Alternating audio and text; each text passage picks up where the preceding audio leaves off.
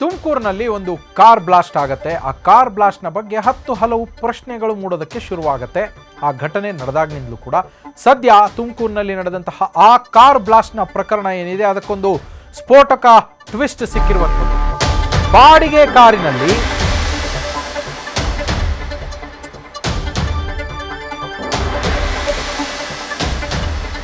NADA bomb ಸ್ಫೋಟಿಸಿ ಯುವಕನ ಆತ್ಮಹತ್ಯೆ ಮಾಡಿಕೊಂಡಿದ್ದಾನೆ ಅಂತ ಹೇಳಲಾಗ್ತಾ ಇದೆ.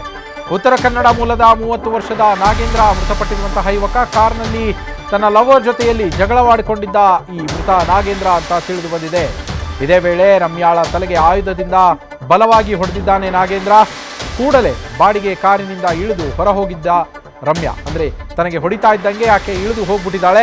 ರಮ್ಯಾ ಇಳಿದು ಹೋಗ್ತಾ ಇದ್ದಂತೆ ಚಾಲಕ ಕೂಡ ಹೆದರಿ ಇಳಿದು ಓಡ್ ಹೋಗಿದ್ದಾನೆ.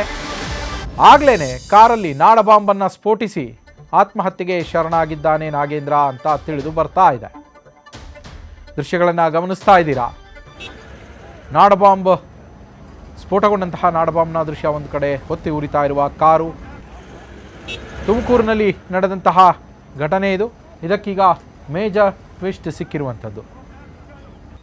ತುಮಕೂರಿನಲ್ಲಿ ನಡೆದಂತಹ ಈ ಕಾರು ಬ್ಲಾಸ್ಟ್ ಏನಿದೆ ಇದಕ್ಕೆ ಈಗ ಸಿಕ್ಕಿರುವಂತಹ ಮೇಜರ್ ಟ್ವಿಸ್ಟ್ ಅಂದರೆ, ಮೊದಲಿಗೆ ಕಾರು ಹೇಗೆ ಬ್ಲಾಸ್ಟ್ ಆಯಿತು ಅನ್ನೋದೇ ಗೊತ್ತಾಗಿರಲಿಲ್ಲ. ಯುವಕ ಮತ್ತು ಯುವತಿ ಆ ಕಾರ್ನಲ್ಲಿ ಹೋಗ್ತಾ ಇದ್ರು. ಯುವಕ ಮೃತಪಟ್ಟಿದ್ದಾನೆ, ಯುವತಿಗೆ ಗಾಯಗಳಾಗಿದೆ. ಆಕೆಯನ್ನು ಕೂಡಲೇ ತುಮಕೂರು ಜಿಲ್ಲಾಸ್ಪತ್ರೆಗೆ ರವಾನಿಸಲಾಗಿದೆ ಅನ್ನೋ ಮಾಹಿತಿ ಸಿಕ್ಕಿತ್ತು. ಇದೀಗ ಸಿಕ್ಕಿರುವಂತಹ ಮೇಜರ್ ಟ್ವಿಸ್ಟ್ ಈ ಕೇಸ್ನಲ್ಲಿ ಏನು ಅಂದರೆ, ಅದು ಬಾಡಿಗೆಯ ಕಾರು. ಆ ಕಾರಿಗೆ ಒಬ್ಬ ಚಾಲಕನೂ ಇದ್ದ. ಇವರಿಬ್ಬರು ಪ್ಯಾಸೆಂಜರ್ಗಳಾಗಿ ಪ್ರಯಾಣವನ್ನ ಮಾಡ್ತಾ ಇದ್ರು, ನಾಗೇಂದ್ರ ಮತ್ತು ರಮ್ಯಾ. ಈ ಸಂದರ್ಭದಲ್ಲಿ ಕಾರ್ನಲ್ಲಿ ಹೋಗ್ತಾ ಇದ್ದಾಗ ಅವರಿಬ್ಬರ ನಡುವೆ ಜಗಳ ಆಗಿದೆ. ಆ ಜಗಳ ಯಾವ ಮಟ್ಟಕ್ಕೆ ಹೋಗಿತ್ತು ಅಂದರೆ, ಕೋಪಗೊಂಡಂತಹ ನಾಗೇಂದ್ರ ಬಲವಾದ ವಸ್ತುವಿನಿಂದ ರಮ್ಯಾಳ ತಲೆಗೆ ಹೊಡೆದಿದ್ದಾನೆ. ನ್ಯೂಸ್ ಫಸ್ಟ್ ನಿರ್ಭೀತಿಯಿಂದ ನಿಮ್ಮ ಪರವಾಗಿ.